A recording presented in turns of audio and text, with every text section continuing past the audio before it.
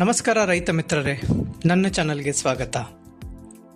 ಕಬ್ಬಿನ ಬೆಳೆಗೆ ನೀವು ಸರಿಯಾಗಿ ನೀರು ಕೊಡ್ತಾ ಇದ್ದೀರಿ, ಸಮಯಕ್ಕೆ ಸರಿಯಾಗಿ ಯೂರಿಯಾ, DAP ಗೊಬ್ಬರವನ್ನು ಹಾಕ್ತಾ ಇದ್ದೀರಿ, ಆದರೂ ನಿಮ್ಮ ಕಬ್ಬು ಸರಿಯಾಗಿ ಬೆಳೀತಾ ಇಲ್ವಾ? ಗದ್ದೆಯ ಮಧ್ಯೆ ಕೆಲವು ಕಡೆ ಗಿಡಗಳು ಕುಂಠಿತವಾಗಿ ಎಲೆಗಳು ಹಳದಿ ಅಥವಾ ಬಿಳಿ ಆಗ್ತಾ ಇದೆಯಾ? ರೈತರೇ, ಇದಕ್ಕೆ ಸಾಮಾನ್ಯ ಗೊಬ್ಬರದ ಕೊರತೆ ಕಾರಣವಲ್ಲ. ಇದು ನಿಮ್ಮ ಕಣ್ಣಿಗೆ ಕಾಣದ ಪೋಷಕಾಂಶಗಳ ಕೊರತೆ. ಇವತ್ತಿನ ವಿಡಿಯೋದಲ್ಲಿ ಕಬ್ಬಿನ ಎಲೆಗಳ ಬಣ್ಣ ನೋಡಿ ರೋಗ ಲಕ್ಷಣವನ್ನು ಹೇಗೆ ಪತ್ತೆ ಹಚ್ಚಬೇಕು ಮತ್ತು ತಜ್ಞರು ಹೇಳಿದ ವೈಜ್ಞಾನಿಕ ಪರಿಹಾರ ಏನು ಅನ್ನೋದನ್ನು ಪ್ರಾಕ್ಟಿಕಲ್ ಆಗಿ ನೋಡೋಣ. ಮೊದಲನೆಯದಾಗಿ ಕಬ್ಬಿಣದ ಅಂಶ ಅಥವಾ ಐರನ್ ಕೊರತೆ. ಇದನ್ನು ಗುರುತಿಸುವುದು ಹೇಗೆ? ನಿಮ್ಮ ಜಮೀನಿನಲ್ಲಿ ಕಬ್ಬಿನ ಸುಳಿಯ ಎಲೆಗಳನ್ನು ನೋಡಿ ಹೊಸದಾಗಿ ಬರುವ ಎಲೆಗಳು ಹಸಿರು ಬಣ್ಣ ಕಳೆದುಕೊಂಡು ತಿಳಿ ಹಳದಿಯಾಗುತ್ತವೆ.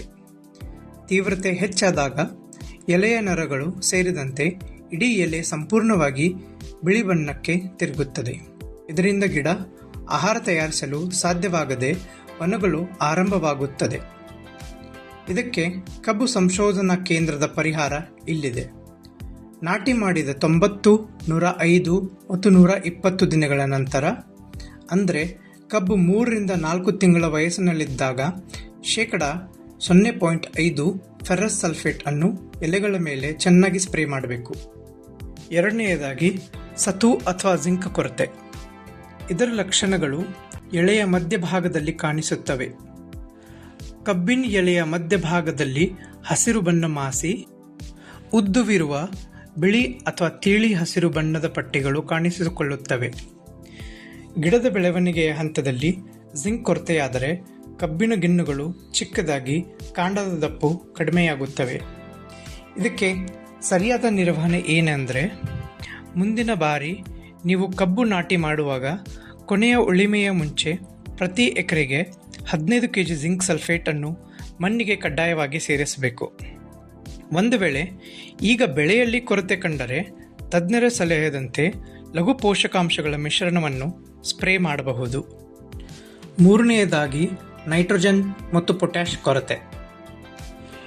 ಎಳೆಯ ಎಲೆಗಳಿಗಿಂತ ಗಿಡದ ಕೆಳಗಿರುವ ಹಳೆಯ ಎಲೆಗಳು ಮೊದಲು ಹಳದಿಯಾಗಲು ಆರಂಭಿಸಿದರೆ ಅದು ನೈಟ್ರೋಜನ್ ಕೊರತೆ. ಅದೇ ರೀತಿ ಹಳೆಯ ಎಲೆಗಳು ಅಂಚುಗಳು ಕಂದು ಬಣ್ಣಕ್ಕೆ ತಿರುಗಿ ಬೆಂಕಿಯಲ್ಲಿ ಸುಟ್ಟಂತೆ ಕಂಡು ಬಂದರೆ ಅದು ಪೊಟ್ಯಾಷ್ ಕೊರತೆ ಮುನ್ಸೂಚನೆ. ಇಂಥ ಸಮಯದಲ್ಲಿ ಗೊಬ್ಬರವನ್ನು ಗದ್ದೆಯ ಮೇಲೆ ಸುಮ್ಮನೆ ಎರಚಬೇಡಿ.